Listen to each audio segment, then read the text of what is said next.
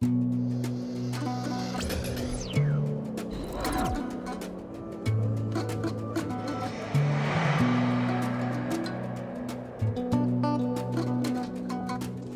pays, je l'aime. J'y ai passé toute mon adolescence. Je le sens si fragile. Il sort de l'enfer. Il est à peine au purgatoire.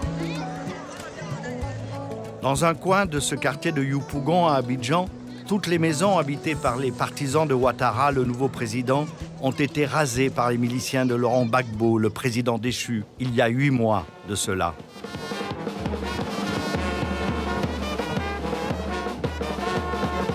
Pourtant, ici, ce matin, on chante, on danse, la fanfare claironne. On veut croire que les temps ont changé, que l'heure maintenant est à la réconciliation. La Côte d'Ivoire est un pays de paix. Est-ce qu'on peut applaudir ça? Merci à tous, merci. Chefs de village, victimes de guerre, responsables d'associations, tous ont répondu présents à cette cérémonie pour la paix et le retour de la fraternité. Ce type de rassemblement est fréquent dans tout le pays depuis quelques mois.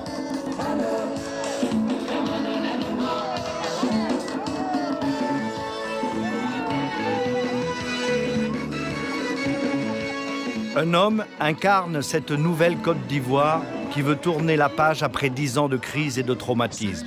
Son nom, Charles Konan Banny, un ancien ministre de Laurent Gbagbo, au temps où il faisait semblant de jouer l'Union nationale. Le président Ouattara a nommé Banny à la tête de la commission Dialogue, Vérité et Réconciliation. Comme en Afrique du Sud ou au Rwanda, il faut que les victimes et les bourreaux dialoguent, que la rédemption ouvre les voies du pardon. Charles Konan Banny, c'est un copain. Nous étions ensemble en terminale au lycée d'Abidjan il y a bien longtemps. La Côte d'Ivoire alors était prospère et pacifique, si loin de ces horreurs que les enfants savent trop bien mimer.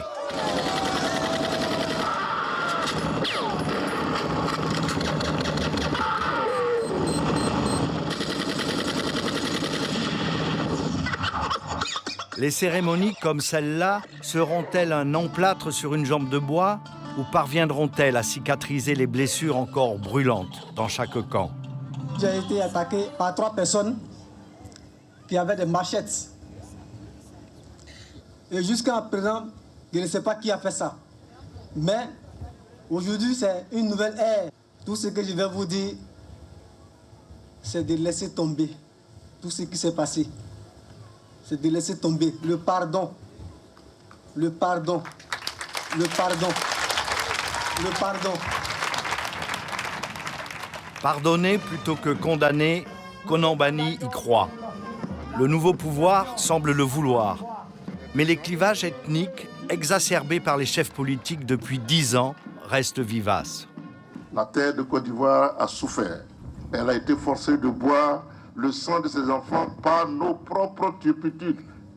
Nous ne voulons plus que les Ivoiriens se comportent d'abord comme Baoulé, comme Bété, comme Yacouba, comme Guéré, comme Malinké, comme Lobi.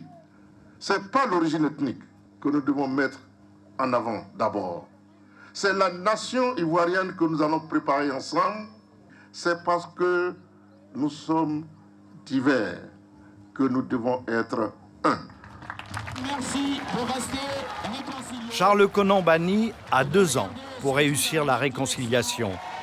Il mise sur les jeunes et surtout sur les femmes pour retrouver le temps béni de l'entente.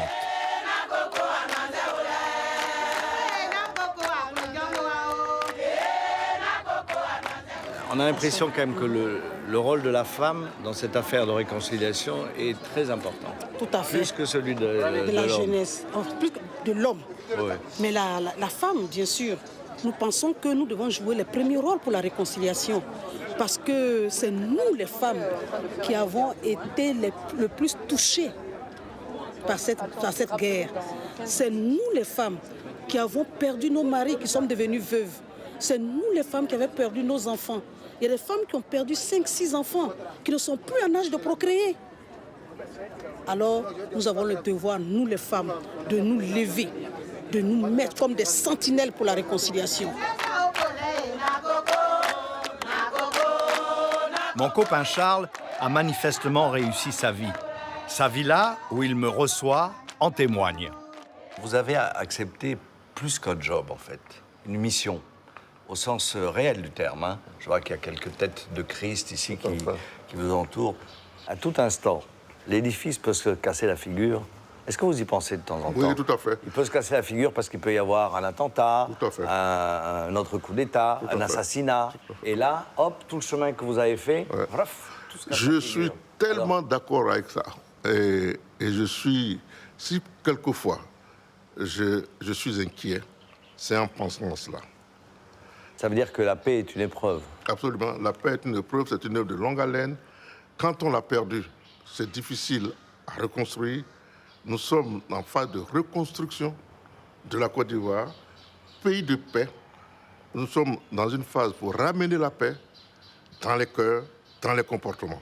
Mais l'exemple vient du haut, évidemment. Oui. Et donc, c'est le comportement du président, sa capacité à comprendre qui feront la différence. Oui, je pense que de ce côté-là, il a donné des preuves. Il a choisi de mettre en place une commission. Donc, c'est un acte volontariste. Et c'est pour cela que nous estimons que le choix du modèle que nous avons fait est peut-être, c'est difficile, mais c'est le moins compliqué. Nous n'aurons pas à juger et à condamner, à mettre en prison. Nous offrons le pardon, même disons, si vous voulez être pardonné, reconnaissez vos erreurs. Vous pensez avoir quel pourcentage de chances de réussite? Même si c'est 1% de chance, je vais la jouer à fond. Vous savez, dans les courses de chevaux, 1 contre 100. 1 contre 100. Quand ça rentre, Ça paye. Hein? Ça paye. Voilà. Merci d'écouter Onussi FM, c'est l'heure de l'information. Tout de suite, les titres à la une de ce journal. En Côte d'Ivoire, l'ONUCI, la mission des Nations Unies, a au moins gagné la bataille des ondes. Sa radio est la plus écoutée du pays. Elle matraque les tubes et les messages de paix.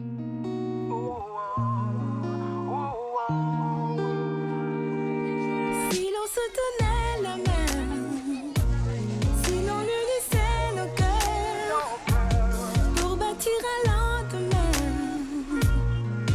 meilleur.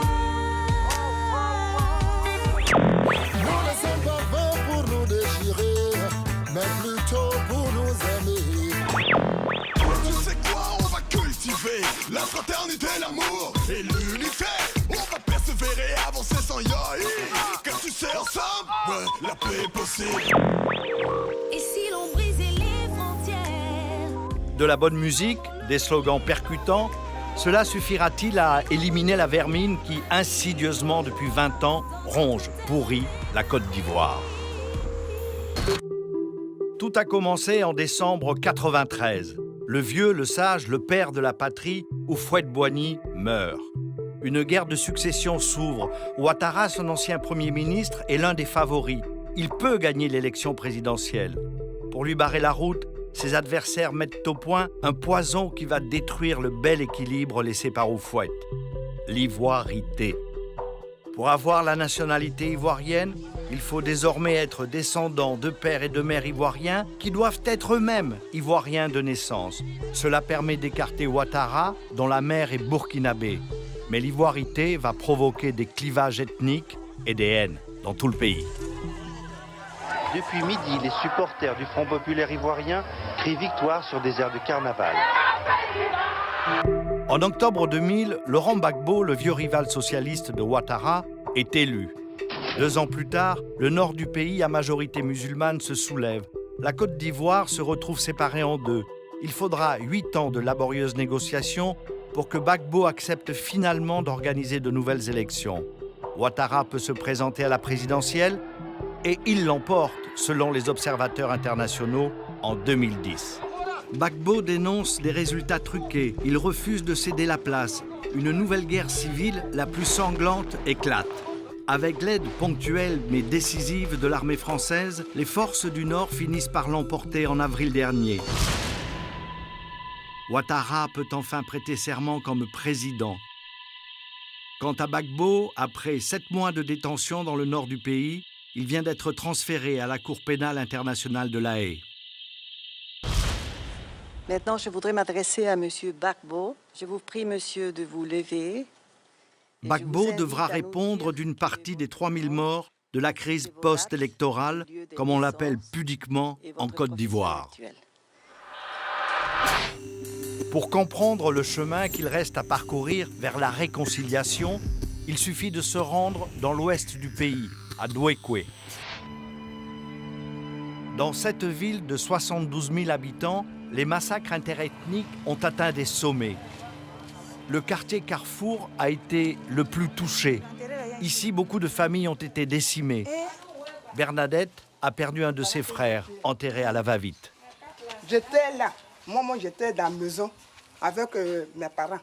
Donc, ils sont venus avec les gros marteaux. On est dedans, puis ils ont cassé la porte derrière, par derrière là-bas. Voilà mes petits frères qui sont sortis. Sous le maguet là, mon propre petit frère, voilà son enfant. Dis, voilà son enfant. Il vient me frapper. Grâce à ils vont me tuer. Pardonnez, ne me tue pas. Le monsieur a tiré. Douékoué est une ville martyre. Après l'élection présidentielle, il y a 1 an, ce sont d'abord les milices de Gbagbo qui massacrent les partisans de Ouattara. Puis, en mars, la ville est conquise par les forces du Nord. C'est le début d'une semaine de tueries ciblées, un véritable nettoyage ethnique. Ces tueries de Douékoué auraient fait environ 1 millier de morts, mais le bilan précis est toujours inconnu à ce jour. Venez aussi. Bernadette a pu s'enfuir. 1 mois plus tard, lorsqu'elle revient au village pour chercher le corps de son frère, un voisin lui indique ce puits. Il y a un puits là. Et puis j'ai regardé. Voilà. J'ai regardé. Ils ont 3 dedans. J'ai regardé, je vois quelqu'un qui est assis comme ça et là-bas. Pourquoi on est venu tuer mon petit frère comme ça? C'est nous qui sommes les innocents, les petits qui sont des innocents. On nous tue, les femmes qui sont enceintes, on les tue à cause d'Ado. Pourquoi? Ado ne nous connaît pas, Gbagbo ne nous connaît pas. Pourquoi on nous tue? Pourquoi? Maintenant, Bernadette assure seule la charge de son neveu, Théé, 5 ans. Les soldats des FRCI, les forces républicaines de Côte d'Ivoire du président Ouattara, ainsi que leurs supplétifs, devront certainement rendre des comptes devant la Cour pénale internationale. Le tribunal a ouvert une enquête pour crimes de guerre et crimes contre l'humanité, une douloureuse épine dans le pied de Ouattara. En attendant, des militants de la Ligue des droits de l'homme ivoirienne parcourent la région pour recueillir les témoignages des victimes. Comme Thérèse. Vous ne verrez pas le visage de cette femme. Elle travaille la peur au ventre. Ici, les ennemis de la justice, les acteurs et les complices des crimes peuvent frapper à chaque instant. Dans ce village, 24 habitants ont été assassinés. 9 mois après le massacre, les traces n'ont pas disparu.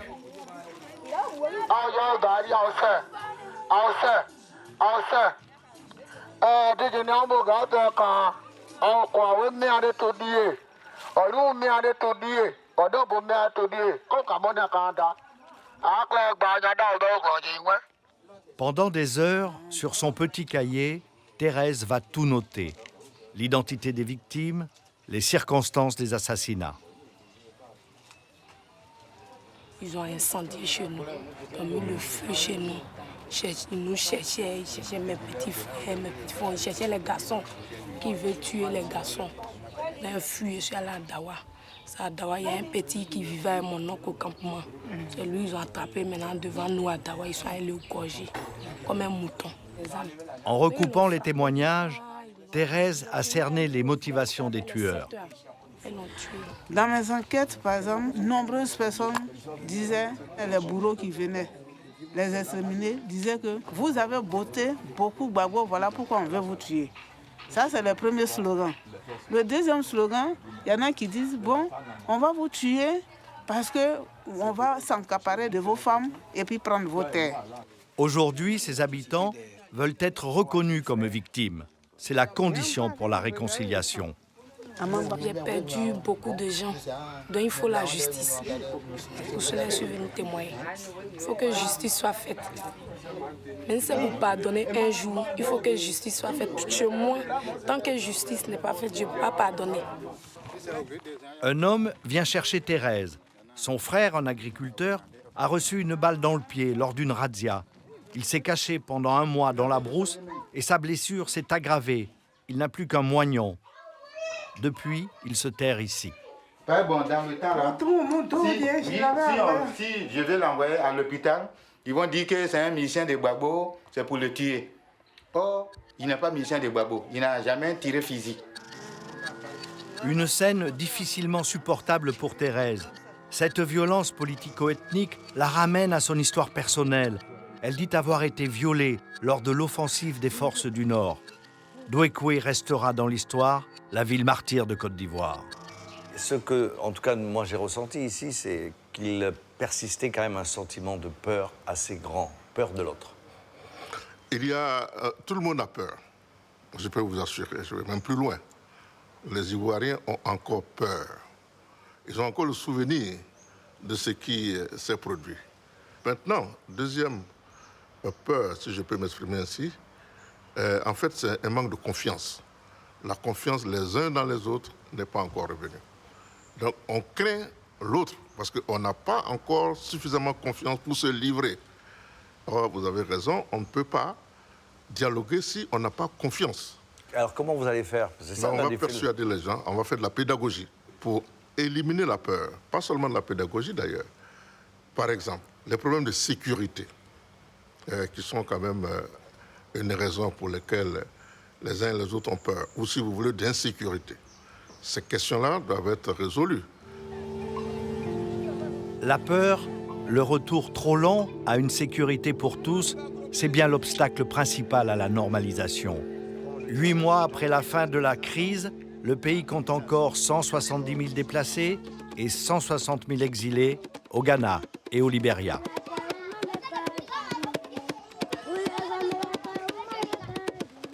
Le retour chez eux des déplacés sera l'un des signes majeurs de l'avancée du pays. Dans l'Ouest, le problème est crucial, mais même à Abidjan et sa région, plusieurs camps subsistent encore. Ici, à Bingerville, une église évangéliste abrite 1700 personnes derrière de hauts murs et dans des conditions d'hygiène précaires. Ah, il y a des kisses partout, le pauvre.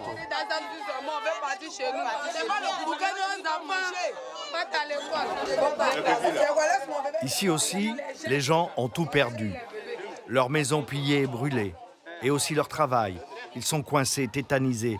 Le gouvernement a beau les inciter à rentrer chez eux, a beau leur répéter qu'ils ne risquent plus rien, eux n'y croient pas. Trop de rumeurs. Exemple, mon mari, comme ça, il ne peut plus retourner. Oui. Parce qu'on dit, comme la fille, s'il revient, on va le tuer. Donc lui, qu'est-ce qu'on fait pour lui? Vous n'avez pas envie de retourner chez vous? Si, bien sûr, j'ai envie de retourner. Et pourquoi vous ne faites pas? Bon, actuellement, j'ai besoin d'une sécurité totale. Donc en fait, la vérité des choses, c'est que si les gens ne retournent pas dans leur quartier, c'est parce qu'ils ont peur. En fait, c'est votre... Vous avez peur. Moi, j'ai peur. À cause de votre origine ethnique, voilà. Vous avez peur. Pour des gens comme nous, comme ça, qui ont fui de la maison à peu près 6 mois, quand vous allez retourner à la maison, qu'est-ce qui vous garantit que vous serez tranquille chez vous? Bonjour. Les prêtres de l'église évangéliste qui héberge ce camp sont eux aussi des déplacés. Et ils ressentent aussi ce sentiment d'insécurité. Merci beaucoup. Bienvenue. Bonjour. Moi, je suis venu me cacher ici. Oui. Et que j'ai besoin de quoi? Je me suis caché des armes. Je fuis les armes, je fuis les obus. Vous savez, au bout des armes, il y a des hommes. Ah oui, mais je suis venu. Alors vous êtes caché de quels hommes? C'était les hommes en armes. Et les hommes ont trahi, et ceux qui portaient les uniformes. Et vous ne savez pas si c'était d'un côté ou de l'autre? Nous, on s'en fout de quel côté ils se trouvent. Ils portent une arme, moi je peur, je suis venu me cacher. J'ai peur de rentrer chez moi, parce que là-bas, on m'attend pour dire non, celui-là, on l'accuse de temps et temps, parce qu'on ne sait pas de quoi on nous accuse. Ah. Et puis bon, les gars, c'est ceux qui sont là pour aller chez eux, ils ont peur de partir. Donc si lui, c'est que là où il va dans la mort. Même si tu lui donnes des millions, il n'ira pas. Quel signe il faudrait pour que vous pensiez, vous, que c'est réellement tranquille? Si c'est C'est quoi le signe qu'il faudrait? Il y a tout le monde en armes. Ah, Si tout le monde pouvait déposer, tous ceux qui sont en armes pouvaient rentrer dans les casernes. S'ils sont réellement des militaires. S'ils ne sont pas des militaires, alors qu'ils déposent des armes. Et on n'aura pas peur. Le premier des devoirs du président Ouattara, c'est bien d'offrir à chaque Ivoirien une certaine quiétude, une vie où l'on ne redoute pas à chaque instant de se faire agresser.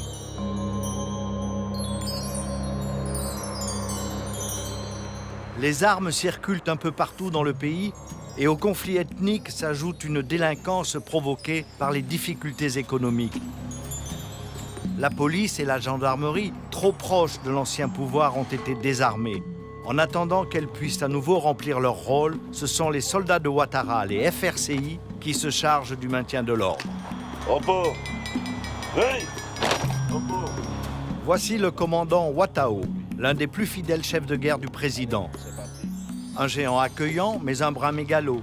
Il ne se déplace jamais sans son caméraman personnel. Après 10 ans d'exil forcé dans le Nord, il est revenu à Abidjan en vainqueur. Avec ses hommes, il était aux premières loges lors de l'arrestation de Laurent Gbagbo en avril dernier. Ces images où il aide le président déchu à revêtir une chemise propre ont fait le tour du monde. Aujourd'hui, Ouattao commande toute la zone sud de la ville. Son pouvoir et son influence sont immenses. C'est un seigneur de la guerre. De savoir que tu as libéré tout un peuple, vraiment, on ne peut pas l'expliquer. On ne peut pas l'expliquer pour le vivre. L'expliquer, peut-être je vais trop mentir. Voilà. Beaucoup d'émotions? Beaucoup d'émotions. Beaucoup d'émotions. Ouais. Ouattao jouit pour l'instant d'une énorme popularité dans le secteur qu'il contrôle. Ça marche un peu? De jour comme de nuit, lorsqu'il patrouille, il est ovationné. Ok. Bonsoir. Ça va? Ok. Bonsoir. Ça va, non?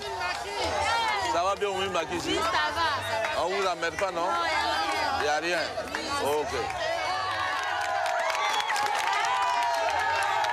Maintenant, on se sent en sécurité. Ah bon? Sans problème. Vraiment, merci beaucoup. Merci beaucoup. On compte sur vous aussi. Voilà, pour nous aider aussi. On sait qu'il faut que vous nous donnez aussi les informations. Voilà. Ouattao rassure. C'est un oiseau de bon augure. Ouattao et ses hommes dans le quartier, c'est l'assurance de retrouver un peu de tranquillité, de sortir, de s'amuser. Le but de ces patrouilles, c'est rassurer un peu la population. Pour leur dire nous sommes là, nous voyons sur eux. Et pour les éléments aussi malins, la journée qui dorment et la nuit qui veulent commettre des bêtises. Notre prison a été cassée, les prendre des grands chemins qui sont dehors. Donc ça nous de les récupérer, les mettre dedans. Ouattao ne se prive pas de faire une petite tournée chez les policiers. Ici, les flics s'isolent dans leur commissariat. Ils n'ont plus d'armes pour se défendre. Tous ont servi Gbagbo. Et dans les rangs des FRCI, des vainqueurs, certains ne se privent pas de les menacer. Pas du tout. Ça va d'éléments FRCI? Ils viennent nous... À notre niveau ici? Ouais. Non, pas du tout. Ça va maintenant? Depuis la dernière fois, il n'y a pas eu d'éléments FRCI. Ok. Ouais. D'accord. Ouais. Regardez ici, fier. Il y a des éléments FSI qui ont toujours le malin plaisir de venir les emmerder. Des fois, il y en a qui veulent venir s'installer au commissariat à tous les coups. Vous voyez que c'est un peu difficile. Merci, bon. Allez, les gars. Okay. Bon service. Ok. Allez, merci beaucoup. Tant que l'armée n'aura pas regagné ses casernes, qu'une nouvelle police n'entrera pas en fonction, les incidents continueront. De nombreux voyous, travestis avec de faux uniformes de l'armée, se livrent à toutes sortes d'intimidations et de rackets. Le commandant Ouattao traque les FRCI, vrais ou faux, qui profitent de l'uniforme. Cette nuit, devant un bar, il tombe justement sur 2 jeunes soldats en vadrouille.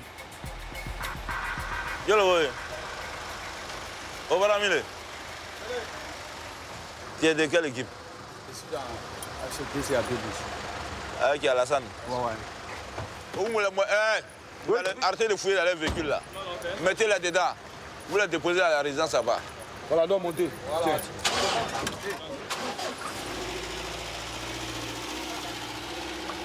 Voilà, c'est des désobéissants. Voilà, en tenue. Et ils sont venus dans un bar. Et alors, ça sera quoi la sanction? Mais c'est la prison. La prison militaire. Combien de temps? 8 jours d'arrêt. Vous êtes ferme? Oh ouais, non, là, je suis catégorique. Il faut la rigueur pour que ça marche. Ok, on continue. Rééduquer les troupes, constituer une armée régulière, la tâche est immense et indispensable. Je retrouve le commandant à son QG, la caserne de la garde républicaine à Trècheville, un quartier du sud d'Abidjan. Ah ben bonjour. Comment ça va, commandant? Ouais, ça va bien. Ouais. Sur le parking, plusieurs voitures de luxe. Un butin de guerre même pas dissimulé. Mais Watao sait que cela ne peut pas durer. Il doit mettre de l'ordre. La garde républicaine qu'il dirige est censée être une troupe d'élite.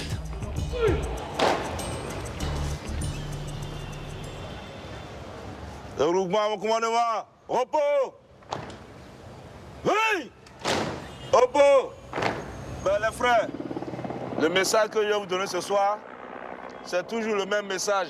Vous êtes là pour la population. Vous devez les sécuriser, les aider.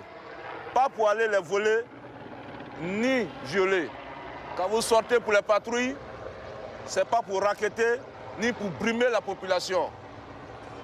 Et vous avez toujours répété ça, faites attention aux droits de l'homme. C'est baisé? On n'est pas au Far West. Rébellion, c'est fini. C'est une armée nationale régulière qui est là, donc il faut que tout le monde se mette au pas. Et j'ai dit, tous ceux qui vont déconner, nous on les radie. Ça c'est clair et net. Donc la récréation est... La récréation est... C'est baisé? Version très locale du « c'est compris, bien reçu, chef ». À 41 ans, Watao prépare déjà sa retraite. Il voyage aux États-Unis, en Europe, il s'organise. Il m'invite chez lui.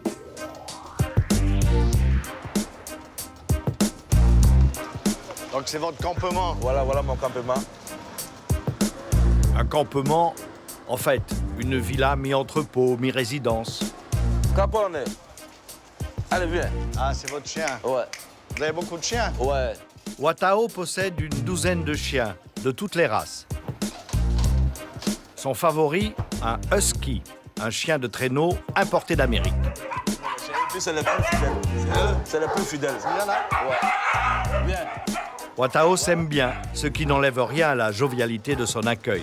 Vous aimez les poissons aussi? Ouais, j'aime beaucoup les animaux, moi. C'est vrai? Et la rumeur dit que le commandant est investi dans de nombreux business, limite, mais rien d'illégal, il l'affirme. Mais vous voyez, si nous on se met à faire de n'importe quoi, qui va respecter ce président? Personne. On dira, même vous les Occidentaux, vous le direz que oh, ben, ça c'est un président, mais bon. Voilà, ils vous diront que c'est une bande de voyous, une bande de bandits qui suit le président Alassane. Non, nous devons montrer une image correcte. Ils disent pas que vous êtes des voyous, ils disent que vous aimez bien le business quand même. C'est pas incompatible parce que d'abord nous sommes des nordistes, nous sommes commerçants, nés de commerçants. Les Et moi mon père, les Djoula. Et aujourd'hui, mais je ne vais pas compter sûrement sur mon salaire de l'armée seulement. Vous savez, c'est la grande famille. Nous avons besoin quand même de faire des petits business. Des compléments. Ouais, des compléments, mais légal. Nous ne vendons pas la drogue. Oui. Voilà. Il n'y a pas de problème. Voilà, on fait des trucs vraiment légaux. Mais pour vous, le business acceptable, c'est quoi?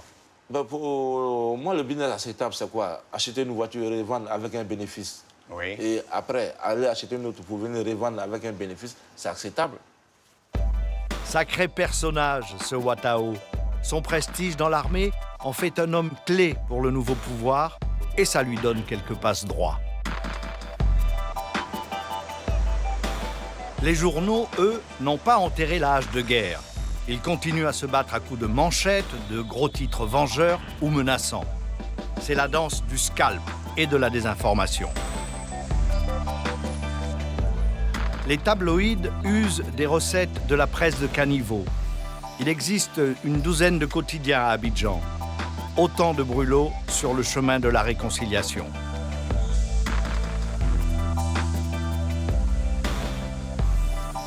Je suis allé voir un vieil ami, Venance Conan. Il est le nouveau directeur de Fraternité Matin. Si son journal est financé par l'État, Venance reste un des rares journalistes ivoiriens indépendants. Il a été menacé de mort à plusieurs reprises. Il a dû s'exiler un temps. Aujourd'hui, il ne se déplace jamais sans un garde du corps. Venance tente avec bravoure d'imposer un journalisme pluriel et informatif. On a beaucoup reproché aux médias ivoiriens, surtout à la presse écrite, plus qu'à la télévision, de mettre pendant toute cette période énormément d'huile sur le feu. Tout à fait, et je reconnais que nous avons joué un très mauvais rôle, je l'assume totalement. Depuis 90, on a vu, moi, journaliste, quand j'ai vu ce qu'on écrivait, à des moments, on est scandalisé. Mais ces journaux sont d'abord des journaux d'opinion. Et les gens qui écrivent dans ces journaux-là sont avant tout des militants. Ils sont des militants avant d'être des journalistes. Alors, vous êtes donc à la tête de cette fraternité Matin, et vous avez, c'est un de vos derniers éditos, hein, qui s'appelait, je crois, « En attendant l'Ivoirien nouveau ». Mais on fait quoi en attendant? Mais en attendant l'Ivoirien nouveau, il faut que nous, qui sommes à ces postes de responsabilité, nous prêchons par l'exemple. Il faut qu'au niveau du gouvernement, qu'il n'y ait pas de corruption. Il faut qu'au niveau de l'éducation, on inculque de nouvelles valeurs aux Ivoiriens. Il y a quelques années, des étudiants tuaient et violaient sur les campus en toute impunité. On a vu des étudiants battre des magistrats, des professeurs en toute impunité. Il faut que ça cesse. Il faut qu'on inculque de nouvelles valeurs aux Ivoiriens. Il faut que les religieux prêchent autre chose que la haine. Il faut que les enseignants, les parents, que chacun joue sa partition pour qu'on bâtisse un Ivoirien nouveau qui est respectueux d'un minimum de valeurs, dont la première est le respect de la vie humaine. Bâtir un Ivoirien nouveau, voilà le grand défi.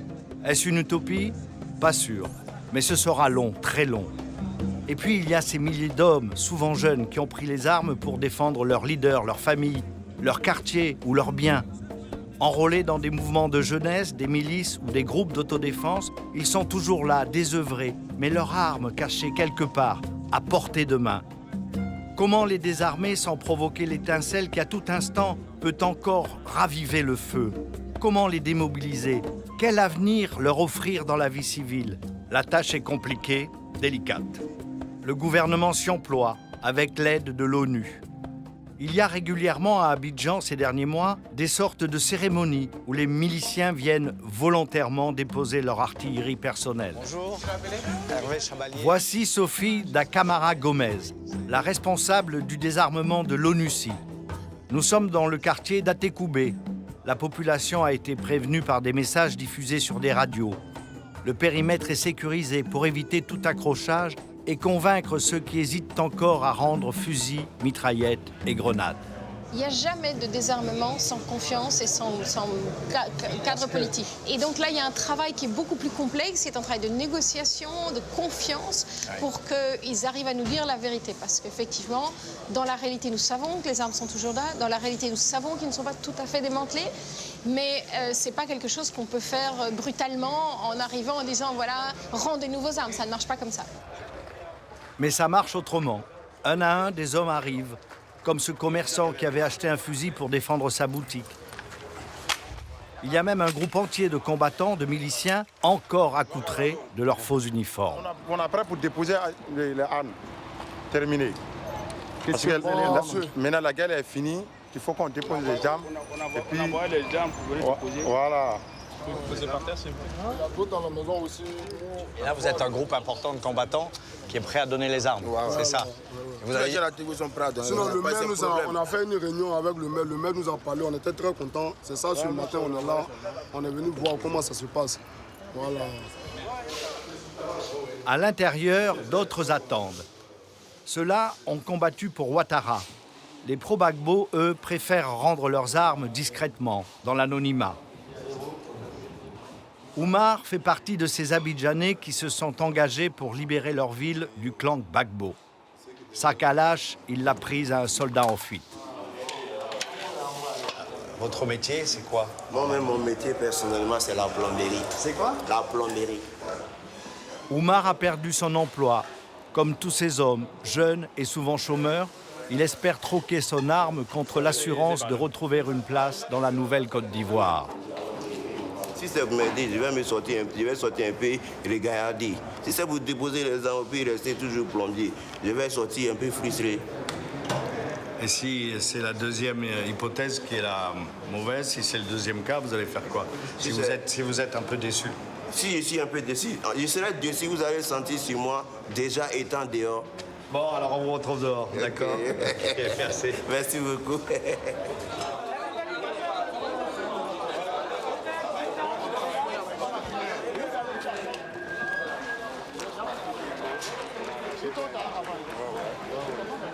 Le message est reçu 5 sur 5 par l'ONUCI. Attention, on n'est pas en train de faire ça pour rien, ils ne viendraient pas. Hein. Oui. Donc chaque combattant, nous leur donnons une carte de désarmement et à partir de là, on va les suivre et les accompagner dans un processus de réinsertion sociale. Donc ils vont avoir un petit package, un petit appui à la réinsertion, des formations, des appuis au retour à la vie civile, du développement, des choses comme ça. Vous donnez un peu d'argent ou pas du tout? Jamais de cash. Jamais de cash. Jamais de cash. D'abord parce donc, que quand vous dites c'est un principe fondamental, oui, je comprends. c'est qu'on ne peut pas racheter l'arme. C'est au tour d'Oumar de dire adieu à sa calache. Je l'ai embrassé. Son fidèle compagnon, maintenant il va me quitter pour toujours. Bilan de la journée, une trentaine d'armes à feu collectées, des dizaines de grenades et des kilos de munitions. C'est presque dérisoire. Mais c'est un pas de plus vers la normalisation. Ça fait 20 ans que je fais ce métier et partout où j'ai travaillé, depuis la Colombie jusqu'au Népal, c'est vraiment le désarmement contribue à la sécurisation, il contribue à la réconciliation parce qu'il contribue à la confiance, mais ça ne suffit jamais. Donc en soi, le processus de désarmement des combattants ne mettra pas en place la réconciliation. Il faut un dialogue national, il faut de l'espace politique, il faut des élections libres, il faut beaucoup de choses qui arrivent. Donc nous, on met notre petite pierre dans l'édifice, mais ça, c'est déjà très important. Oumar, lui, semble y croire. Trop peut-être. Bon alors ça y est, vous l'avez la carte là. Oui, j'ai bien sûr la carte comme vous le... Alors est-ce que vous avez le sourire ou pas le sourire? Bon, parce qu'au début vous me disiez oui, ça va dépendre. Ça va dépendre de la sortie. Et alors? La carte d'abord, j'ai plus qu'une souris, j'ai plusieurs souris aux lèvres. Oui. Avec la carte. Puis c'est ça, c'est une assurance. Une assurance contre quoi? Une assurance pour dire que vraiment je ne vais pas rester chômé. Ah d'accord, c'est une assurance contre le chômage. Contre le chômage. Avec cette carte. C'est ce qu'on vous a dit là-bas. Si jamais vous en trouviez pas. Et si vous nous avez blagué, vous nous blaguez, on est là 1 an, 2 ans, ça ne va pas. Je traîne dans la rue, pourquoi passer? J'ai déposé les gens, on m'a promis du travail et que je n'en ai pas eu. Mais vous donnez 1 an, 2 ans quand même, c'est bien. On va attendre 2 ans. 2 ans, 3 ans. Tu vois, non, quand ça va dégénérer, vraiment, ça va nous pousser aussi à réagir autre manière. D'accord. Alors maintenant, il vous manque à enlever ce qui ressemble à un uniforme. Ça, c'est vous déplaisir, ça c'est fini. Hein? Ouais, ça c'est fini. Ça. À bon entendeur, salut. Allez, bonne chance. Merci. 70% des Ivoiriens ont moins de 30 ans. Le président Ouattara doit réussir l'autre grand défi de son mandat, la relance de l'économie et l'emploi des jeunes. S'il ne donne pas rapidement des signes, l'explosion sera cette fois sociale et traversera les ethnies. En se baladant dans Abidjan aujourd'hui, il semble bien que le gouvernement l'ait compris. Partout, la ville est en chantier, les infrastructures se développent, les investisseurs reviennent. L'État met le paquet pour que la Côte d'Ivoire retrouve son statut de vitrine de l'Afrique de l'Ouest. Abidjan se prépare à un immense lifting.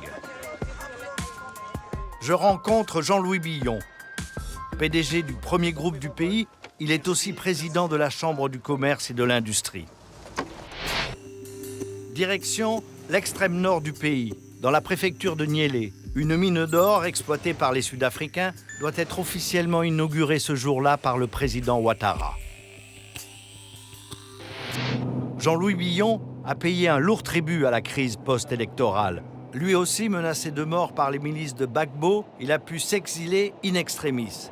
Son directeur général d'alors, Yves Lambelin, n'a pas eu cette chance, il a été exécuté. Aujourd'hui, Jean-Louis Billon veut tourner la page. C'est la première inauguration que fait le président là, depuis qu'il est en situation? Pour une entreprise, je crois, oui. Oui. Oui. D'autres vont suivre. Donc, on espère que l'investissement va reprendre fortement, l'investissement national, l'investissement direct étranger, parce qu'on en a besoin. Nous, on a une économie qui est exsangue. Donc en fait, la visite que l'on va faire et le fait que le président de la République soit là, c'est extrêmement symbolique. C'est un signal pour dire aux investisseurs étrangers, entre autres, venez chez nous. Oui, mais en même temps, c'est pas seulement un symbole, c'est une réalité d'investisseurs qui attendaient cette sortie de crise pour vraiment s'épanouir, s'affirmer. Sur le tarmac d'une piste d'aviation à la Territe et sous un cagnard généreux, je vais enfin rencontrer celui qui tient entre ses mains le futur de la Côte d'Ivoire.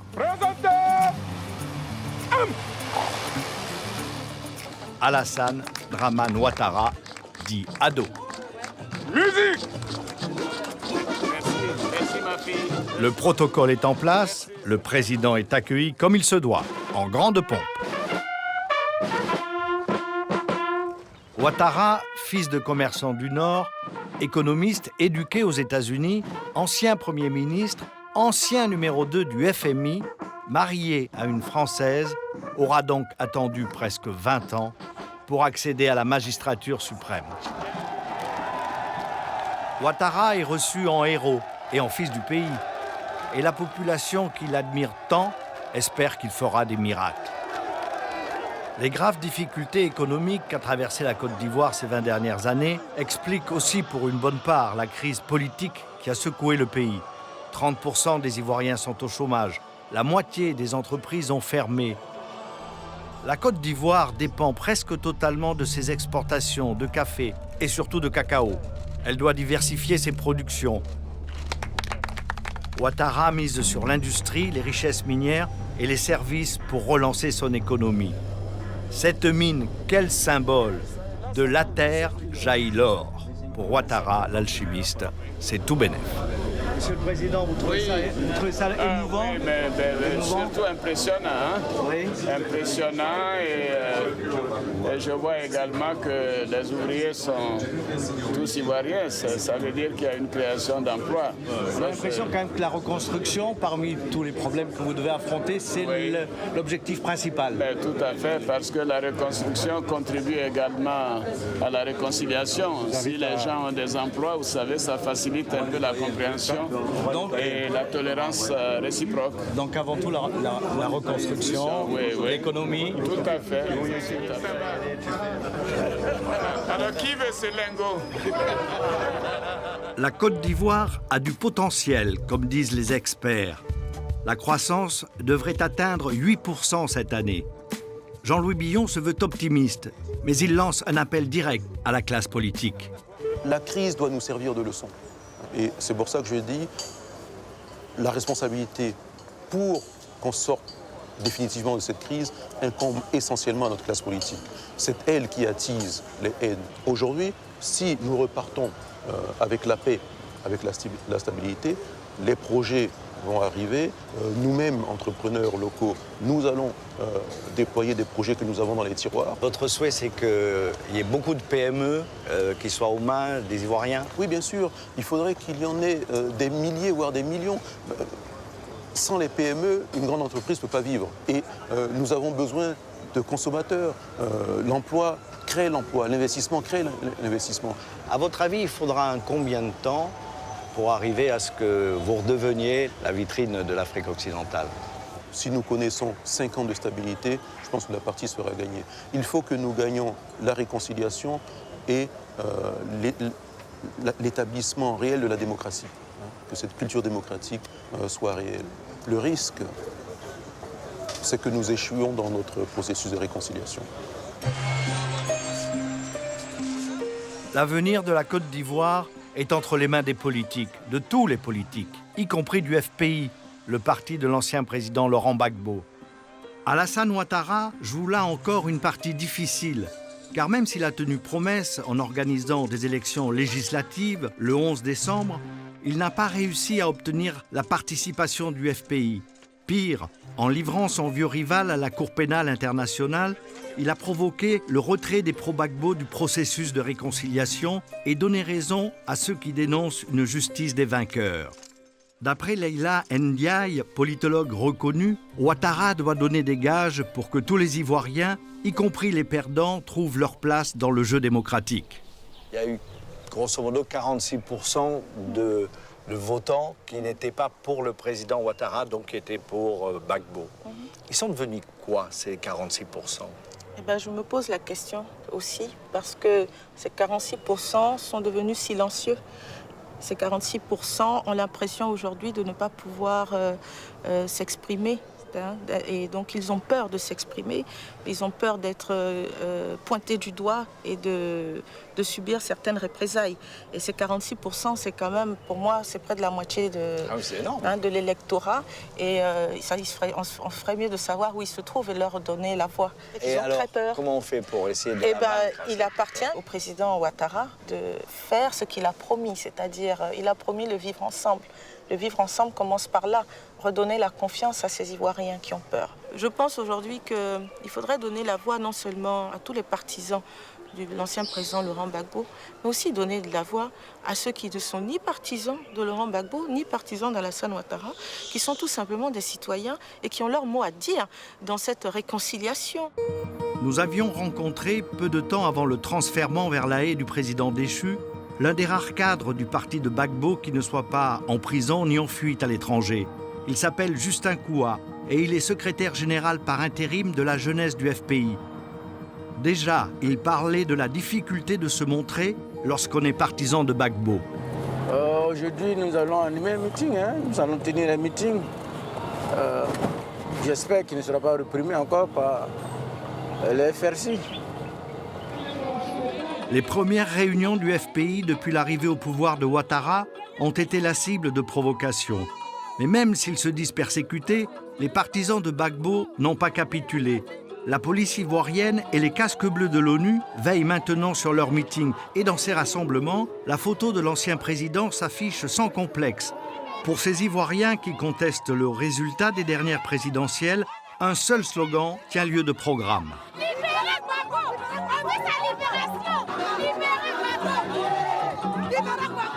Arrivé sur place, Justin Kouha peut enfin enfiler lui aussi un t-shirt à l'effigie de son héros, Gbagbo Laurent, comme il l'appelle. J'ai porté le t-shirt de mon idole, de mon leader, de l'homme en qui je crois. Et tout le peuple respire Gbagbo Laurent et vit au rythme de Gbagbo Laurent. Et Gbagbo Laurent en prison, c'est tout le peuple ivoirien qui est en prison. Et ce peuple réuni ne demande que sa libération, car seul lui peut sauver la Côte d'Ivoire. Mais Gbagbo Laurent est loin de retrouver la liberté.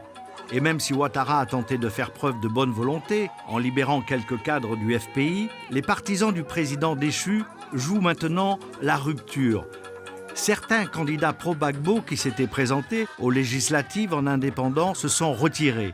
Et comme l'annonçait déjà Justin Kouha il y a quelques semaines, il n'y aura pas de réconciliation tant que Ouattara et son Premier ministre, Guillaume Soro, ne répondront pas eux aussi de leurs actes devant la CPI, la Cour pénale internationale. Je vous dis, en réalité, si l'on maintient pour longtemps Laurent Gbagbo dans cet isolement et que l'on envisage son transfert à la CPI en n'y associant pas Soro Guillaume et Alassane Ouattara, la Côte d'Ivoire ne se retrouvera plus jamais. Elle ne pourra pas se réconcilier? Elle ne se retrouvera plus jamais. C'est-à-dire? C'est-à-dire qu'elle ne se retrouvera plus jamais. Ça veut dire quoi, se retrouver? La Côte d'Ivoire ne se retrouvera plus jamais. Elle demeurera dans un chaos, dans un désordre indescriptible. Heureusement, pour les optimistes, il reste l'autodérision et la bonne humeur. Les Ivoiriens, dans leur malheur, ont cette formidable chance de cultiver en toutes circonstances un joli sens de l'humour. Je dis là, il faut qu'on dise tout ici. Tous les dimanches matins, à la Radio Nationale, c'est un festival. Bonjour, ça va? Ça va très bien, ça va. Bienvenue dans Toukpé, l'émission préférée des Ivoiriens, présentée par Juliette Anzian. Merci Seka. Seka, bonjour, tu vas bien? Georges, tu vas bien? Nous enregistrons ce matin l'arrivée de nos confrères de France 5, télévision française, qui en ce moment même sont en train d'enregistrer l'émission. Pour attaquer encore? Non, les voilà. Celui qui est en costume là, comment il s'appelle? Demande-lui, il est juste à côté. Non, on ne se parle pas. Il est aux gars qui étaient dans le char là. Parce que c'est eux qui étaient ici. Ce programme satirique met en scène, dans un joyeux foutoir, des comédiens et des journalistes qui incarnent chacun un leader politique ou un chef de tribu. Ici, tout le monde en prend pour son grade. C'est la règle. Et quand il parle du boycott du parti de Gbagbo aux législatives, voilà ce que cela donne. Le président a dit « Je ferai tout pour que le FPI participe aux législatives parce que nous sommes en démocratie et tout le monde a sa place. » Oui, et c'est pour ça que le président dit qu'il fera tout pour que chacun participe aux élections. On a déjà donné la porte ouverte à tout le monde. On fera tout. Tout notre possible pour que le FPI participe aux législatives. Voici pourquoi, non, laissez-moi développer. On a tout fait pour que ceux qui sont au Ghana n'ont qu'à venir, on va les mettre en prison ici. Tout ça, c'est la porte ouverte pour donner la possibilité à tout le monde de participer aux législatives. On a tout fait. Donc, je ne sais pas, qu'est-ce que vous attendez au Ghana? Venez, on a rénové la prison pour vous. On a repeint la maca. On a payé des matelas pour mettre à la maca. Revenez, ça fait quoi? Votre pays vous appelle? C'est à cause de nous, vous avez été candidat. Jamais. Et là, c'est l'accord de Ouattara. On n'a pas de reconnaissance. C'est ce qui nous fait mal. On a tout fait pour vous et à la dernière minute, vous nous attaquez. Qu'est-ce que ça veut dire? Vous avez fini, je donne l'explication maintenant. Tu es le seul président au monde qui n'a pas d'amis aux alentours. Si, j'ai des amis. Même, attends, qui est ton ami? Kadhafi. Ah bon? Sarkozy. Sarkozy, attends, c'est ton ami qui est Sarkozy. Atamix. Barack Obama. C'est ton ami. Bon, ce sont mes amis la nuit, mais la journée, bon, quel moment des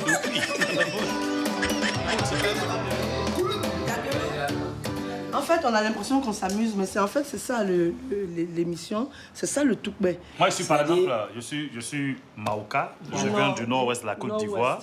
Lui, il est Jessaka. Il vient donc. Voilà. Je suis du centre, ma mère est de l'ouest. Donc vous avez vu, moi, il y a la chance. Lui aussi, il est du nord, mais sa mère est du centre. Moi, je suis du sud. Moi, je suis de l'ouest de la Côte d'Ivoire. Voilà. Ouais, donc, c'est tout ça qui fait la Côte d'Ivoire. Quel micmac. Ah oui, c'est ça. Mais c'est ça la richesse de la Côte d'Ivoire. Et elle, c'est mon esclave? Il ment. Elle, c'est mon esclave. Il ment, c'est lui qui est mon esclave. Est-ce que vous êtes optimiste? Moi, oui, très. Vous êtes obligé d'être optimiste. On n'est pas obligé, c'est vrai. On est optimiste, oui. Parce qu'on connaît, on croit en la capacité d'adaptation de l'Ivoirien. Et on sait que je vais vous dire quelque chose. Il y a des pays où il y a eu la guerre et ils n'ont pas pu rattraper les choses en 2 mois. Chez nous, à peine fini, les activités ont repris. Voilà.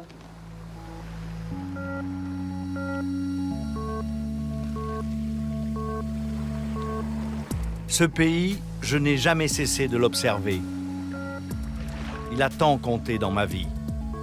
J'espère que la vieille tradition de l'arbre à palabres, autour duquel il suffisait de se réunir et de parler pour régler les problèmes, les conflits, recommencera à inspirer ce peuple. La Côte d'Ivoire retrouvera-t-elle sa sagesse légendaire? J'ai envie d'y croire.